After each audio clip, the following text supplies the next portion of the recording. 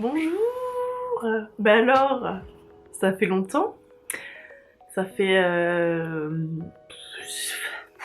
tout ça, hein. Je pense qu'on est sur du Mathusalem. Désolée. Alors, comme le nom l'indique juste en dessous, on va parler de la reconstruction. Wouhou.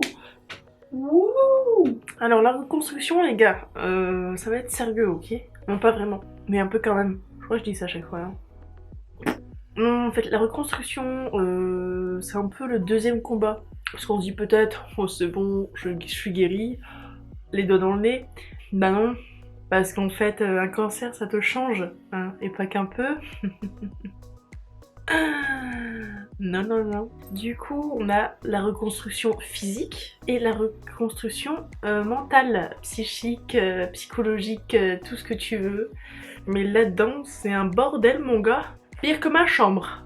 En fait, la reconstruction, clairement, elle commence déjà dès la dernière chimio. Parce que à l'hôpital, c'est en mode non mais faut pas pleurer. Parce que bah, tu pleures en fait. Quand c'est ta dernière chimio, tu dis c'est la dernière fois que tu vas à l'hôpital. À la fois tu es soulagé et à la fois c'est une perte de repère.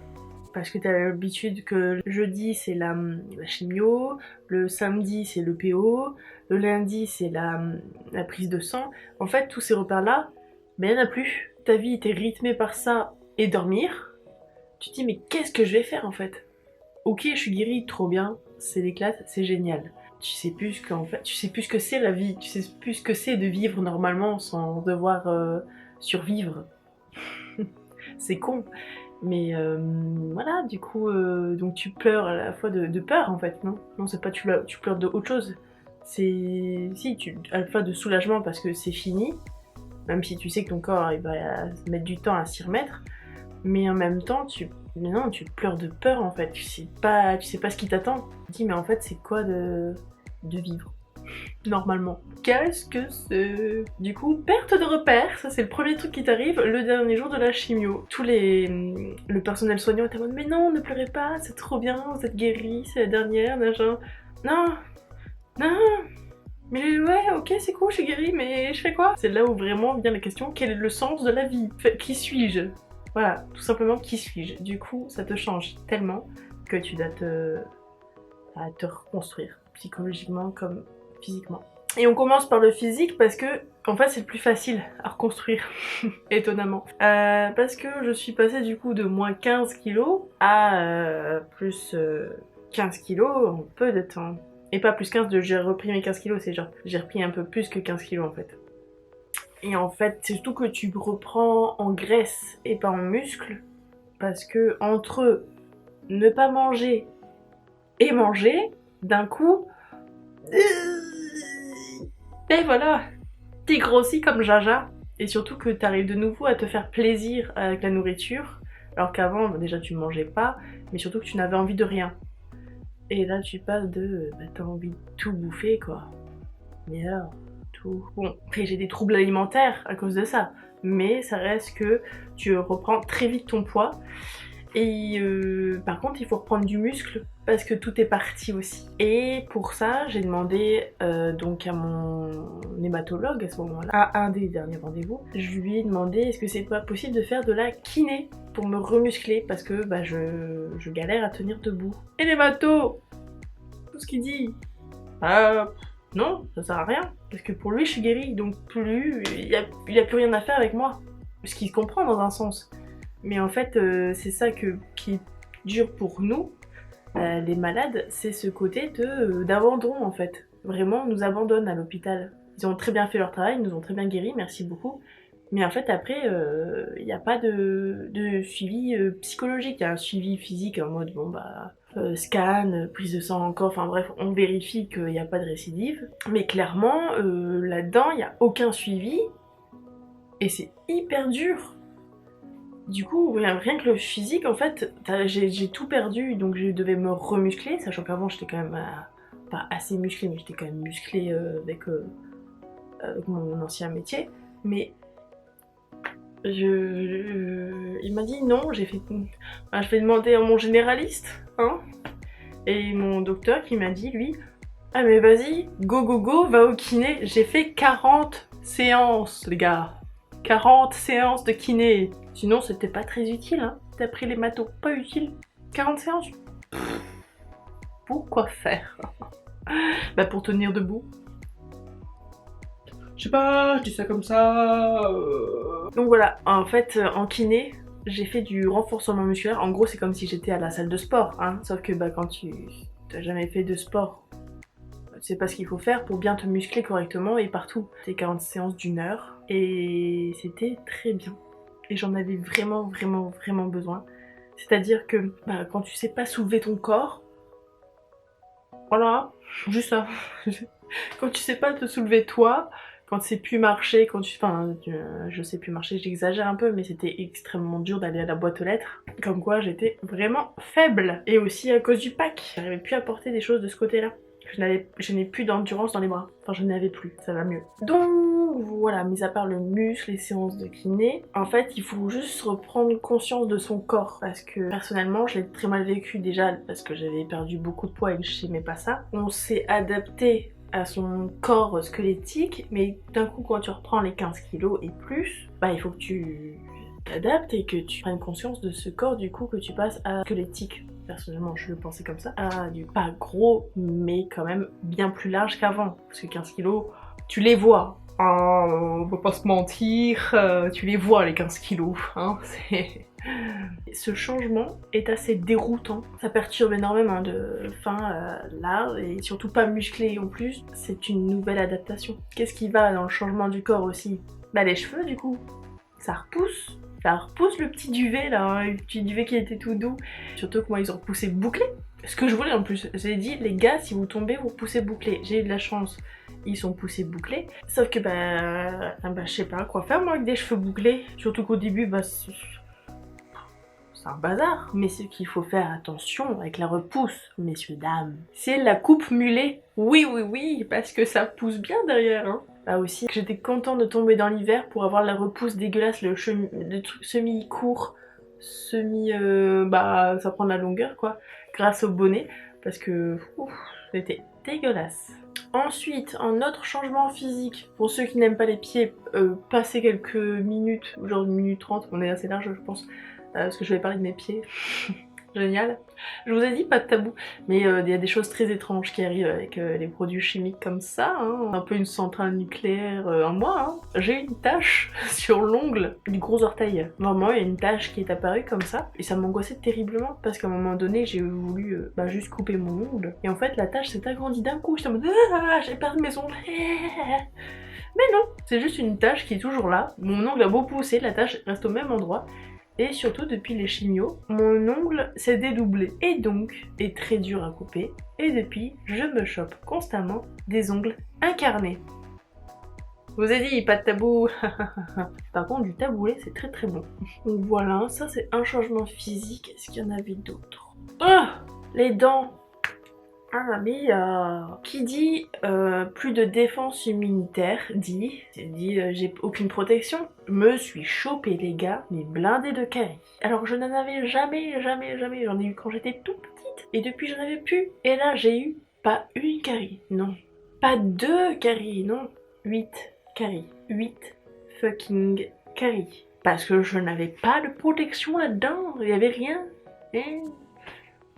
donc j'ai eu 8 caries. Non mais c'est énorme. Je n'ai jamais eu ça. C'est très con hein. Mais ouais moi je disais je comprends pas. Parce qu'en plus surtout que c'était mon nouveau dentiste. Et je comprenais pas. J'avais l'impression d'être une grosse dégueulasse et de pas nettoyer, de machin et tout. Et il fait non mais c'est à cause de ton cancer, de tes chimios que t'as plus rien, t'as plus de défense immunitaire. Donc forcément bah tu chopes plein moins de trucs quoi. Ah si. C'est pour pas que je culpabilise, c'est ça. C'est ça. Parce que ça marche bien. Donc voilà, ça c'est point de changement physique. Et donc vient la reconstruction psychologique. Bah déjà, je disais la perte de repères, mais en fait on reprend d'autres, justement grâce aux séances de kiné. Mais ça fait du bien quand même de retrouver des nouveaux repères en attendant. Après c'est toujours encore compliqué quand tu as fini le kiné, que du coup ça te fait une deuxième perte de repères. C'est fou quand même, hein, cette perte de repères, ça te fait vraiment un abandon. J'aime pas ça, hein, j'aime pas ça. Donc voilà, c'est le moment de reprendre la vie d'avant, qui n'existe plus. Voilà, hein, la vie d'avant, c'est du pipeau. Donc voilà, les gens qui me disent allez Chloé, on retourne à la vie d'avant, je leur réponds lol, lol, lol, lol, lol. Bah c'est juste impossible, hein. C'est non, trop compliqué. Bah déjà, on apprend à s'aimer, hein, à s'accepter d'abord. Et ensuite à s'aimer, ce qui est le plus dur. S'accepter c'est plus facile que de s'aimer. Ça prend énormément de temps, étant donné que je suis toujours dans cette étape. Mais alors s'aimer c'est très compliqué. Surtout avec les hormones qui te disent tous les mois que tu es une sombre merde. Oh, quelle joie d'être une femme. Donc c'est ce qui est le plus dur et faut juste se dire que quoi qu'on fasse, on sera toujours critiqué. Chose très bête à dire, mais tellement vrai. Autant être soi-même, si c'est pour être critiqué, vraiment, autant être soi-même quoi, parce que si c'est pour être critiqué et en plus quelqu'un de faux, bon, quelle utilité. Je vais vous le apprendre. Quelle utilité. Soyez vous-même, y a rien de tel. Rien de tel que de s'aimer, ça aide, de s'aimer et de s'accepter. Bah ça vous... Déjà, et c'est très con, hein, mais s'aimer, s'accepter, et ben ça rend beau. Oh là, on dirait une parole de vieux sage, de mamie, de machin, où t'es en mode... ouais. Je sais que c'est très facile à dire, mais à faire, c'est extrêmement compliqué, mon dieu, quelle horreur. Mais ça apporte beaucoup dans votre vie, hein. Et d'être positif, hein, surtout, parce que si t'es pessimiste, clairement, bah ça va pas aller. Du coup, bah faut aller de l'avant, hein, faut accepter que physiquement, déjà, ton nouveau corps, ta nouvelle tête coupe, hein, ton nouveau visage, enfin, tu peux avoir plein de changements, ça dépend des gens. Faut aller de l'avant aussi de la maladie, se dire bon bah, est-ce qu'on peut être dans le déni? Moi j'ai accepté, enfin c'est pas que j'ai accepté, parce que ça m'a toujours énervé d'avoir cette merde. Enfin c'était pas personnellement mais c'était plus vis-à-vis de mes proches, parce que je ne supportais pas qu'ils aient supporté ça en fait. Juste de voir quelqu'un en face de toi que tu aimes aussi faible, voilà, j'en ai déjà parlé dans d'anciennes vidéos, mais moi c'était la partie la plus dure. Et du coup, en fait, j'acceptais que j'ai eu la maladie, mais je n'acceptais pas ce que la maladie a pu faire vivre à mes proches. Vous me suivez ou pas? Parce que moi-même j'ai du mal là-dedans, c'est déjà pas très français. C'est très dur de mettre des mots, voilà, donc je n'acceptais pas ça et je ne l'accepte toujours pas, hein, clairement, parce que je suis suivie par un psychiatre de temps en temps, mais là je vais devoir voir un spécialiste dans les traumatismes. Et oui, pour en gros mettre ce souvenir-là dans la bonne case et pas dans la mauvaise. Voilà. Super. Dans tous les cas, il faut se faire l'idée que bah on n'y peut rien. C'est tout, c'est tombé sur toi et puis c'est comme ça, hein, faut faire autrement. Donc en fait c'est très simple, pour s'aimer, s'accepter, tout ça, on fait ça aux gens. Et c'est très con mais ce petit fuck là, c'est pas très bien Chloé, c'est pas correct, faut vraiment apprendre personnellement, hein, j'étais très gentille. Bah je suis devenue méchante comme on pourrait dire que je suis méchante parce qu'enfin je dis non aux gens, c'est pas fou? C'est pas incroyable de dire non aux gens, d'aller dire allez vous faire foutre cordialement? Bah déjà il y en a qui se rendent pas compte de ce que ça a pu être la maladie et qui sont en mode ah c'est bon tu fais que dodo, ça va, t'as assez dormi comme ça. Oh bah forme un peu ta gueule tiens. On envoie les autres bouler, hein. Par ailleurs, se faire cuire un œuf, bah ça aide beaucoup parce que en fait, du coup, tu fais du tri dans tes amis, dans tout ça, et tu t'entoures en fait que des bonnes personnes autour de toi. Tu n'as quasiment pas de problème envers les autres, enfin avec les autres justement. Et au pire, si l'autre vient te chercher des noix, bah du coup, t'as appris à dire non et fuck. Et bien, en quelques secondes, c'est plié, hein. On le voit venir là, là. On le voit venir, le petit fouteur de merde, la petite personne toxique, bah elle dégage. C'est dur, je ne dis pas le contraire, mais c'est tellement satisfaisant d'envoyer les chiens chier. Je comprends enfin ce genre-là. Morale de l'histoire, être franc et honnête, ne pas tourner autour du pot, dire les choses, puis ça dégage. On va pas se faire chier avec des gens comme ça qui nous bouffent l'énergie. Et vrai ou pas vrai? Faut déjà mettre de l'énergie pour soi, d'où qu'on va en mettre pour les autres, bon, sauf ceux qu'on aime, je ne dis pas le contraire, mais à un moment donné, faut arrêter. Voilà. On va pas extrapoler, mais non, il faut dégager. Donc voilà, surtout ce qui aide, hein, aussi simple que ça, c'est son entourage. Et oui, parce que quand tu as une famille super, des amis super, bah ça peut caler. Quand il y a toujours quelqu'un pour t'aider, pour te relever quand t'as envie de baisser les bras, mais qui te dit non, vas-y, défonce le monde, allez, t'es la meilleure. Et ben ça aide beaucoup. Bah rien de tel, hein. C'est là aussi où tu vois que justement t'as réussi à dégager les gens toxiques. Bah qu'en fait, quand t'as que des gens super autour de toi, bah en fait tu peux que être super.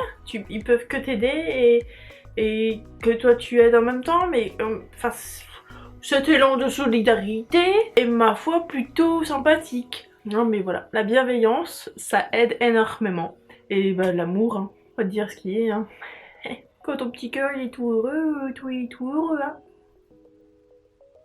C'est tout ce que j'ai à dire pour le moment. Juste sourire, sourire, sourire, sourire. Voir les choses du bon côté, c'est-à-dire positif. On se trompe pas. Bah voilà. Qu'est-ce que tu veux que je dise? Be yourself.